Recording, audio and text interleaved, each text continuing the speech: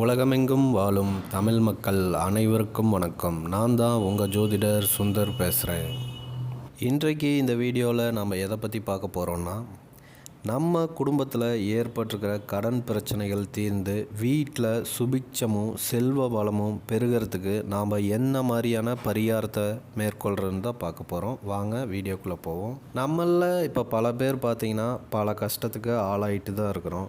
நம்ம பார்த்திங்கன்னா எல்லாத்துக்கும் உதவி செய்கிறோம், எல்லா கோவிலுக்கும் போகிறோம் வரோம், சாமி கும்பிட்றோம். வீட்டில் பார்த்திங்கன்னா எல்லோரும் தனியாக ஒரு பூஜை அறை வச்சுருக்குறோம். அப்படி இல்லாட்டி செவத்தில் நம்மளுக்கு பிடிச்ச சாமி படங்களை வச்சுருக்குறோம், அதுக்கு தீபம் ஏற்றுறோம், பூ போடுறோம், சாமி கும்பிட்றோம்.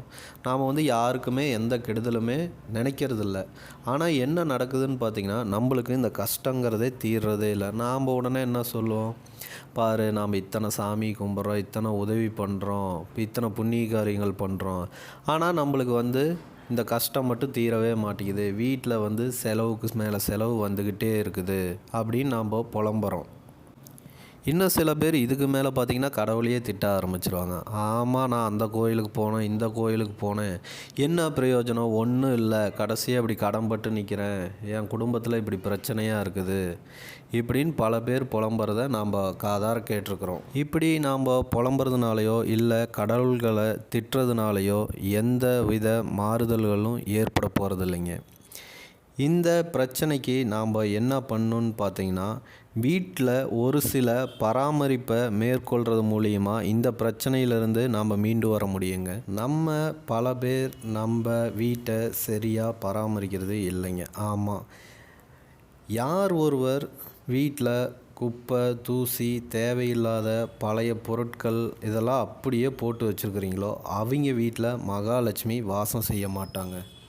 இதனால் என்ன ஆகும்னு கேட்டிங்கன்னா, உங்கள்கிட்ட நிலையான செல்வம் தங்கிறதே இல்லைங்க. எவ்வளவு நாம் சம்பாதிச்சாலும் சரி, வருமானம் வந்தாலும் சரி, நம்மளுக்கு ஏதாவது ஒரு தீராத செலவு வந்துக்கிட்டே இருக்கும். குடும்பத்தில் சண்டை சச்சரவுன்னு பிரச்சனைகள் இருந்துக்கிட்டே தாங்க இருக்குது.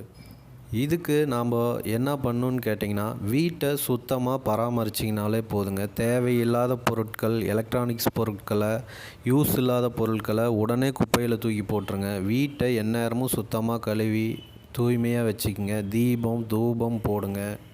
அடுத்து நம்ம எல்லார் வீட்லேயும் பண்ணுற மிகப்பெரிய தவறு என்னான்னு பார்த்தீங்கன்னா, கிச்சன், அதாவது சமையல் அறையை சுத்தமாகவே வச்சுக்க மாட்டாங்க. சமையல் செஞ்ச பாத்திரம், சாப்பிட்ட பாத்திரம் எல்லாத்தையும் அப்படியே போட்டு வச்சுருவாங்க. ஆனால் இப்படி கண்டிப்பாக நீங்கள் பண்ணவே கூடாதுங்க.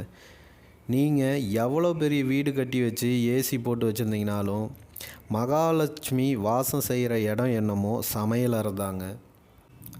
அதனால் பார்த்திங்கன்னா, எல்லோரும் முடிஞ்ச வரைக்கும் சமையல் அறையை சுத்தமாக வச்சுக்கங்க. சாப்பிட்டதுக்கப்புறம் எச்ச பாத்திரங்களை உடனே கழுவி சுத்தம் பண்ணி வைங்க.